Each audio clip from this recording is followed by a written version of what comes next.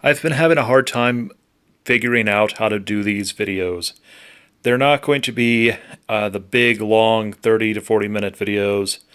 The only fairly long video with multiple slides will be this one. Everything will be about 5 to 10 minutes for the most part, simply because we're going to have to talk about each specific control type, and they all have their own history, how they were used, and why, and how we kind of see people use that in other systems, and also how they influenced others. So here we have a really convoluted thing because not all controls are the same, and we have to accept this. The truth is, controls are very much so a major part of the game. You cannot play a first person shooter naturally using a Nintendo controller. You cannot really understand how things maneuvered until you realize that the original PlayStation controller did not have thumbsticks, and even after they introduced the thumbsticks, they didn't know how to use them. It wasn't until Alien Resurrection, and really until Halo was introduced, that the standardized systems were made.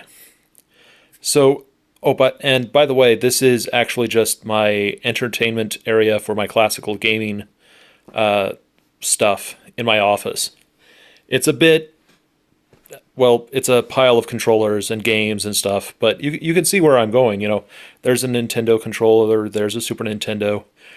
Oh, up on the top, that blue thing, that's actually an N64 controller. Those orange things are used for packing stuff with saran wrap. It's not actually called saran wrap, it's called something else, but those just help me kind of maneuver everything and tear off, and really, really useful.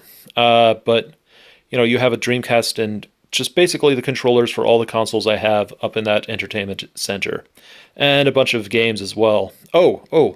And the Surge badge from last year. So this is 2016, by the way.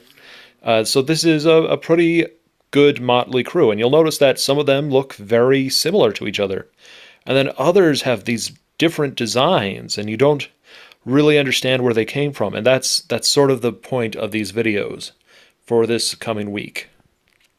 We're going to talk about arcade standards and how they were used to kind of create the type of games that you were accustomed to in the 80s and 90s, and how these arcade standards were the way things were thought through.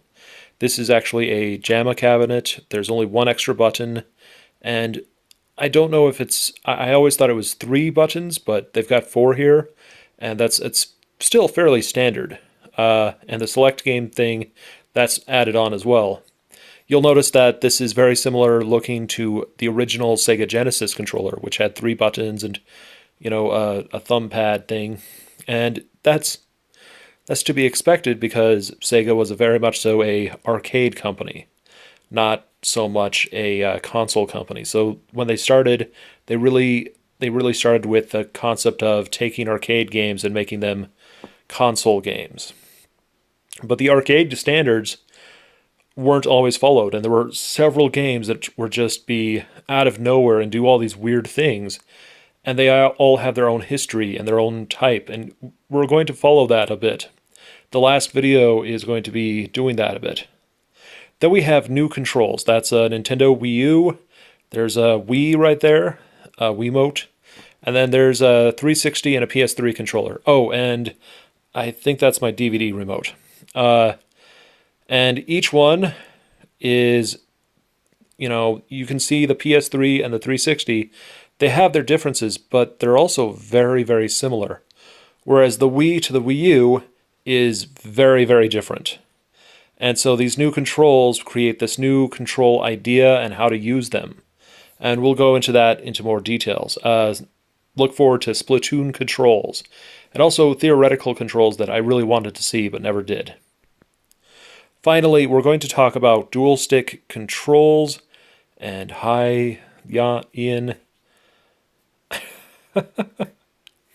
I actually don't know if that shows up, but this little thing just dropped down and said, I got a message from Ian from one of the Nintendo things. I'm going to have to rewatch the video to see that. Anyway, this is a Gunslinger Stratos setup, and it is a dual controller setup with, how do we call them?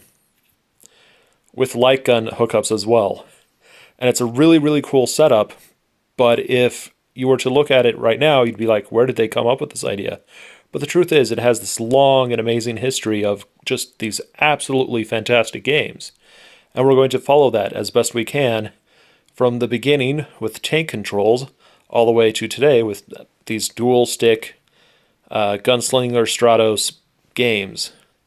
So that's pretty much what we're going to do, and I just realized this is not a very long video, but that should be expected for the rest of this week. We're going to have very short videos that, go over things a little bit more in depth.